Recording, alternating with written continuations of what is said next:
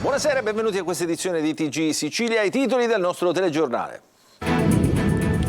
Convocava con una scusa le studentesse in presidenza, poi le molestava. Arrestato un dirigente scolastico di un liceo a Gran Michele. Le indagini avviate dopo la denuncia di una quindicenne. A Ragusa, vertice in prefettura per arginare le cosiddette fumarole che rischiano di trasformare la zona in una nuova terra dei fuochi. È morta a 47 anni Laura Salafia. 13 anni fa fu gravemente ferita da una pallottola vagante in piazza Dante a Catania, dove aveva appena sostenuto un esame universitario. Da tetraplegica ha continuato a lottare, rivendicando il suo diritto alla vita. Calcio, Catania per il tecnico Tabbiani, fiducia a tempo determinato. Sul futuro del tecnico pesa la sconfitta dei rossazzurri in casa della Juve Stabia. Vittoria importante del Messina a Giuliano. Pallavolo, la Saturnia Catania vince in Polonia battendo per 3-0 i padroni di casa del Lubiana, ultima tappa di preparazione alla stagione di Superlega che comincerà ufficialmente domenica.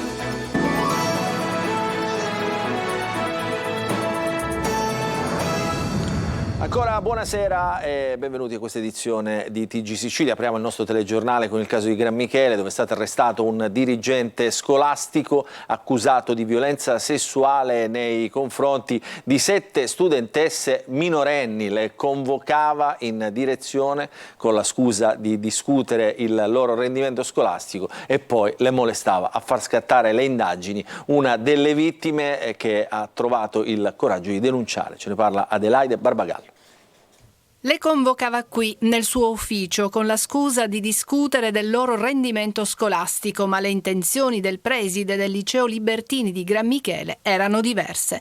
Dammi un bacino, dammi un abbraccio, si sentivano ripetere le ragazze. Quell'uomo di 61 anni, forte della sua autorità, le molestava. I suoi approcci erano fatti di complimenti, sfioramenti, toccatine, fin quando una studentessa di 15 anni, con la quale si era spinto anche oltre, provando a baciarla, ha deciso di denunciarlo. I carabinieri di Caltagirone hanno appurato che altre 6 ragazze avrebbero ricevuto analoghe attenzioni morbose. Ti sculaccio se non studi era il suo ritornello, oppure ti prendo a morsi se non fai la brava.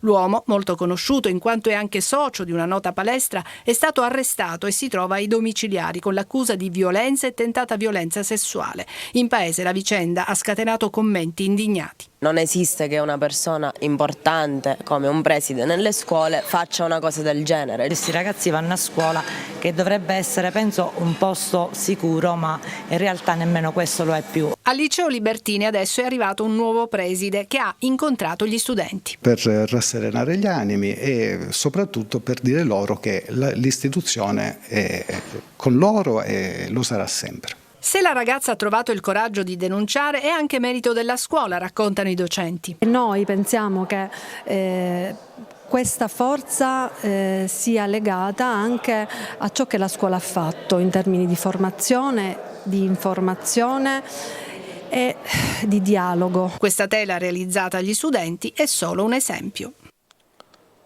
Non si danno pace i genitori di Francesco Gullo, 4 anni da compiere a breve, trovato morto stamattina nel suo lettino. Il cuore del bambino ha cessato di battere dentro l'ambulanza del 118, poco distante dalle case rurali nel comune di Petralia Soprana. I genitori hanno raccontato di aver avvertito un forte odore di gas nell'abitazione prima di accorgersi che il bambino non respirava ed era in arresto cardiaco. Sul caso indaga la procura di Termini Imerese. Ed è allarme nel Ragusano per i continui roghi nelle serre. Si è riunito il tavolo tecnico in prefettura a Ragusa per il contrasto alle cosiddette fumarole che si verificano appunto nelle zone delle coltivazioni. Insieme istituzioni, forze dell'ordine e comitato per le terre pulite. Il servizio è di Veronica Barbarino. È allarme nel Ragusano per i continui roghi nelle serre. Si è riunito il tavolo tecnico in prefettura a Ragusa per il contrasto alle cosiddette fumarole che si verificano nella zona delle coltivazioni. Insieme alle istituzioni, le forze dell'ordine e il Comitato Terre Pulite, si è discusso delle strategie per contrastare il fenomeno che colpisce soprattutto la fascia trasformata del Ragusano e tutto ciò che proviene dal ciclo di lavorazione agricola. È stata una riunione interlocutoria perché il problema presenta degli aspetti tecnico-normativi che vanno un attimo approfonditi. L'unico elemento che sicuramente ci incoraggia a continuare su questa attività di coordinamento e di sinergia tra tutte le istituzioni, gli amministratori locali, le associazioni di categoria e i singoli produttori è che non siamo all'anno zero, già un circuito virtuoso con del materiale decompostabile è stato avviato, molte ditte lo adoperano, ma noi vorremmo arrivare all'optimum, all'intero ciclo di smaltimento garantito sotto il profilo della tutela e della salute. Richiesto durante l'incontro il report su come smaltire i rifiuti serricoli. Il dato che a mio parere esce fuori è che c'è una grande confusione anche a livello amministrativo su chi deve subire i costi, e questa confusione dovete immaginare poi viene trasmessa al produttore. Servizi specifici vengono effettuati dalla Polizia Municipale nei diversi comuni, ma il fenomeno è molto vasto e non si riesce da soli a marginare. Questo delle fumarole è uno dei grandi problemi, grandi temi da affrontare che si trascina da molti anni. Non basta l'impegno che ogni singolo comune può mettere in campo. Il tavolo si riaggiornerà nelle prossime settimane. Ancora rifiuti pericolosi abbandonati illecitamente nelle campagne alla periferia di Gela, dove si trova Eternit a tonnellate. Il servizio di Gerri Italia.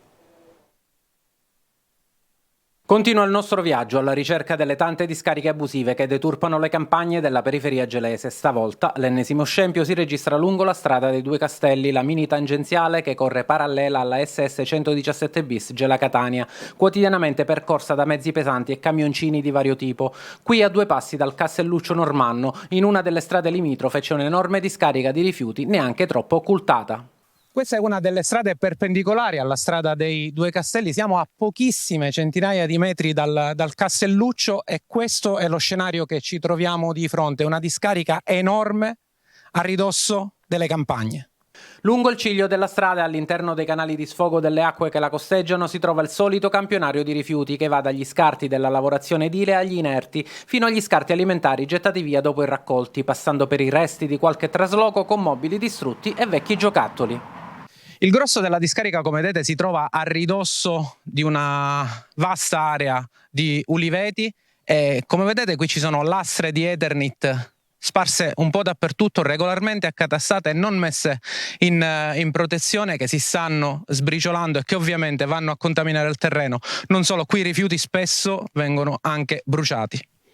Il vero problema, come emerge dalle immagini che abbiamo girato, continuano ad essere le enormi quantità di Eternit in lastre, le quali possono rilasciare fibre di amianto se abrase, perforate o deteriorate, con gravi conseguenze per la salute delle persone che ne vengono a contatto. Solo negli ultimi mesi sono diversi casi di discariche abusive presi in carico dalla procura locale. Grazie all'attività di indagine delle forze dell'ordine sul territorio è stato possibile individuare, multare e perseguire penalmente abbandoni di rifiuti avvenuti in diverse aree periferiche della città. Un lavoro importante che la procura svolge quotidianamente in silenzio, individuando i colpevoli di questi odiosi reati, ma la strada per debellare il fenomeno è ancora lunga. Cordoglio unanime a Catania per la morte di Laura Salafia, la studentessa di lingue colpita da un proiettile vagante 13 anni fa è rimasta inchiodata a una sedia a rotelle. Un esempio di forza e coraggio che ci racconta Adelaide Barbagallo in questo servizio. Amava le farfalle colorate, leggere, simbolo di libertà, lei che da 13 anni era inchiodata a una sedia a rotelle. Laura Salafi è morta nella sua casa a Catania all'età di 47 anni. A renderla tetraplegica un proiettile vagante sparato da Andrea Rizzotti in piazza Dante. Era il 1 luglio del 2010. L'uomo voleva colpire un pregiudicato, Andrea Gravino, reo di averlo insultato. Quella mattina Laura aveva appena sostenuto in maniera brillante un esame di letteratura spagnola quando il proiettile che la aggiunse, le lesionò il midollo e la sua vita cambiò per sempre. Dopo lunghi ricoveri nel 2013 tornò a studiare, riuscendo con grandi sacrifici a laurearsi in lingue. Non perdeva occasione per raccontare l'amore per la sua facoltà e il fascino che le evocava la sede e l'ex monastero dei Benedettini. Di quell'infausto giorno raccontava sempre la splendida giornata di sole e la gioia che le invadeva il cuore, mai una parola di odio o rancore per quell'uomo sconosciuto che le aveva rovinato la vita. Nessun commento, nemmeno quando fu condannato in via definitiva a 16 anni e mezzo di reclusione. Una vita segnata dalla disabilità, quella di Laura, a cui seguirono lutti e dispiaceri, la morte per un tumore del suo fidanzato, la perdita dei suoi genitori. Seppur sofferente, rivendicava il diritto di essere felice, di poter scrutare ancora la bellezza della vita, sostenuta da una grande fede, elargiva sorrisi e parole di speranze a chi l'avvicinava. Ha collaborato con il quotidiano La Sicilia, ha scritto un libro e intrattenuto un rapporto epistolare con un ergastolano che grazie a lei ha cambiato vita.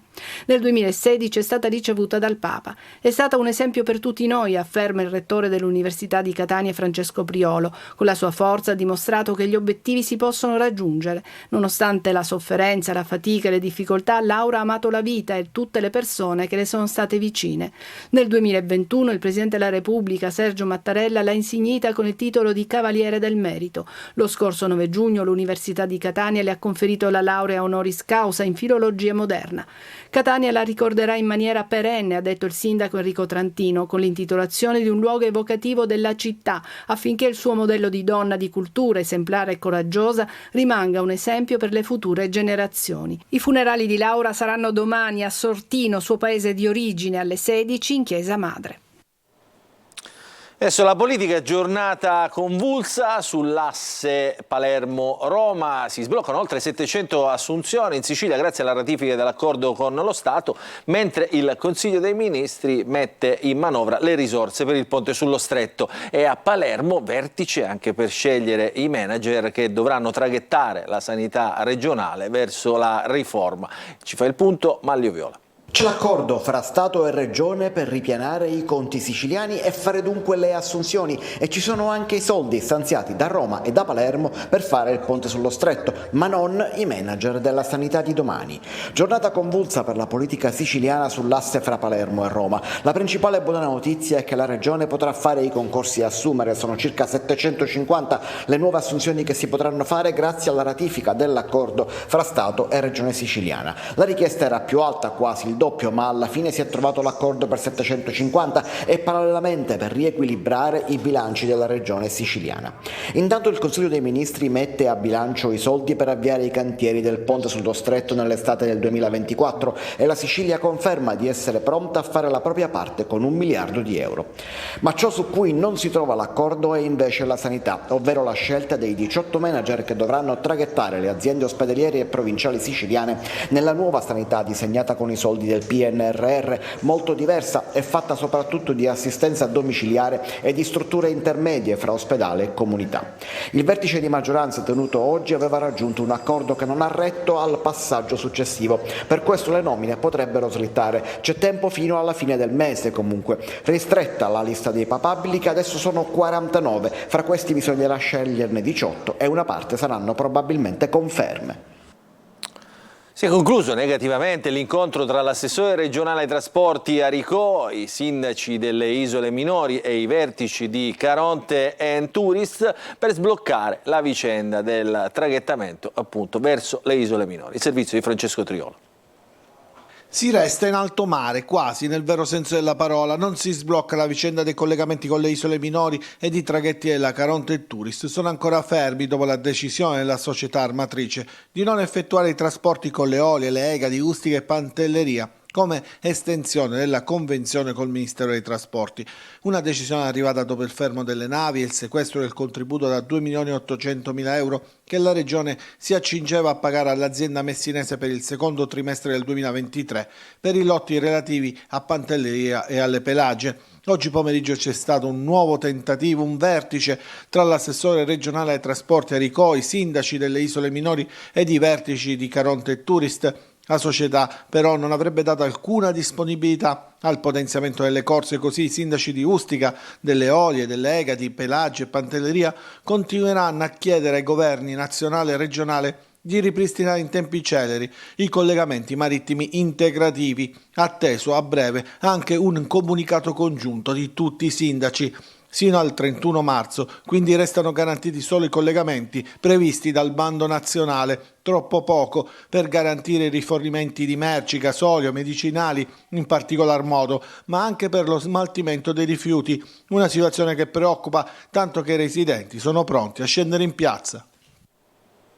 E restiamo sempre a Messina, dove oggi l'astronauta Luca Parmitano ha ricevuto la laurea honoris causa in Scienze e Logistica del Trasporto Marittimo ed Aereo dalla Facoltà di Ingegneria. Ha lanciato un invito ai giovani, il servizio.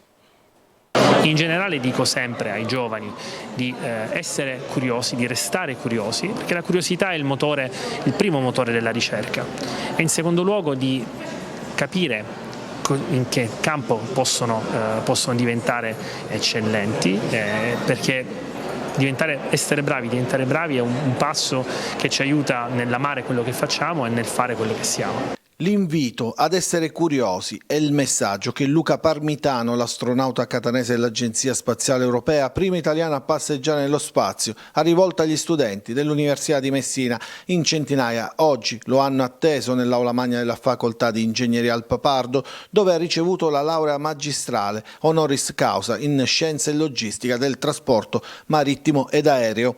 In principio, indipendentemente dal luogo di origine, ma in secondo luogo è un piacere in più perché poter tornare nella mia terra circondato dai miei concittadini, una terra che per quanto non abbia la possibilità di abitare resta comunque sempre con me nel cuore, dà una gratificazione in più, avere un riconoscimento del proprio lavoro, di quello che si è fatto, ed è anche un'occasione per portare un po' di visibilità anche ad ambienti che magari non sono sempre in primo piano e che invece meritano perché hanno grandissime potenzialità.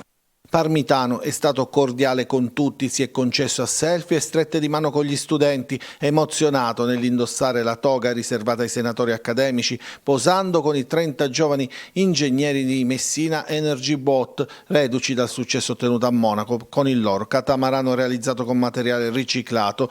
Parmitano ha tenuto una Lexio Magistralis dal titolo Human Space Transportation and Logistics Present and Future, parlando delle difficoltà e delle sfide dell'esplorazione spaziale dal punto di vista della logistica e dell'allocazione di risorse, materiali ed energia. Parmitano ha parlato anche del futuro della corsa a Marte e risposto a chi ancora oggi nega che l'uomo sia mai stato sulla Luna. Allora, avete interrogativi, proposte o anche proteste da far arrivare all'amministrazione di Catania? Da venerdì prossimo e poi per ogni venerdì Sicilia 24 Focus su Telecolor ospiterà in diretta il sindaco di Catania Enrico Trantino, che ringraziamo per la disponibilità. Inviate le vostre domande alla nostra email sicilia24focus@telecolor.it. Il sindaco Trantino vi risponderà. Il primo incontro, come detto, sarà venerdì prossimo all'interno appunto di Sicilia 24 Focus su Telecolor alle 14:30 in appuntamento con il sindaco. Adesso ci fermiamo per una piccola pausa, poi un'ampia pagina di sport.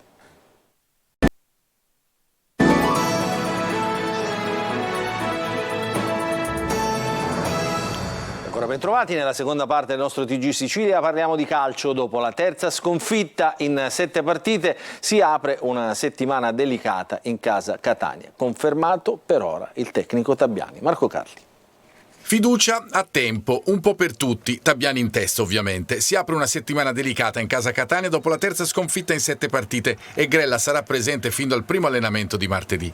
Perché è vero che è stato dato tempo per vedere i risultati, ma è evidente che il Catania si è già giocato tutti i jolly a disposizione. Bisogna cominciare a marciare veramente se si vuole risalire in classifica e gli etnei dalla sfida interna col Taranto saranno attesi da un tour de force con partite ogni 3 giorni.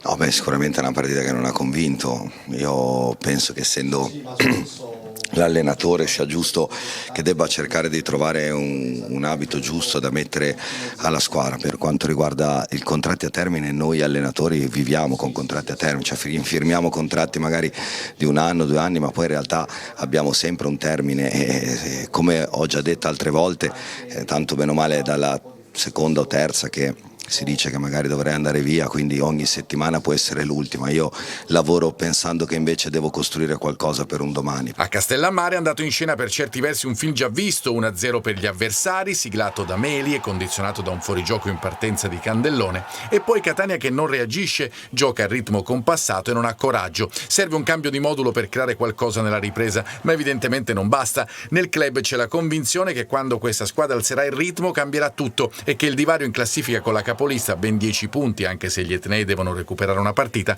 non sia reale. Ma se è veramente così, bisogna dimostrarlo da subito.